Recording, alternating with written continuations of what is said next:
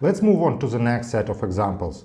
And the next set of examples will correspond to the task.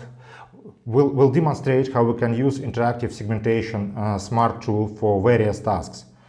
And first we will just deploy the model, and then we'll start addressing the tasks one by one.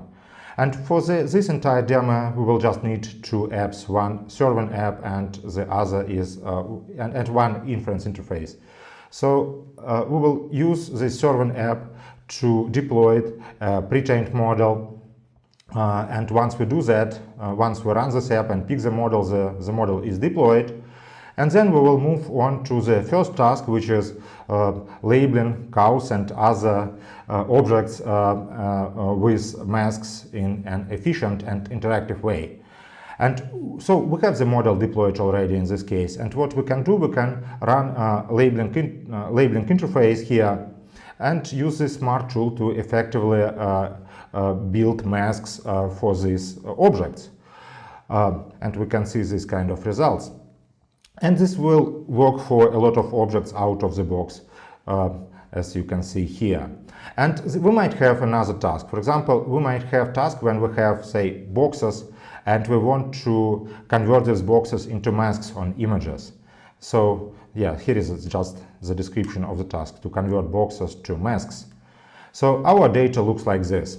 We have these citruses labeled with rectangles, and then we run an app called Batch Smart Tool. This is just another interface on top of the deployed model. This nicely illustrates the idea when we have one deployed model and multiple interfaces on top. So we connect to the model, then we just click so that this green point appears, and this green point is replicated across all the instances of objects, and we click update masks and get all the masks calculated for us. And then if we go back to image labeling interface, we will see that actually all the masks are constructed like this. So our last example to illustrate interactive segmentation or a smart tool is related to videos. And the task here is to label living creatures and common objects with masks on videos in an efficient way.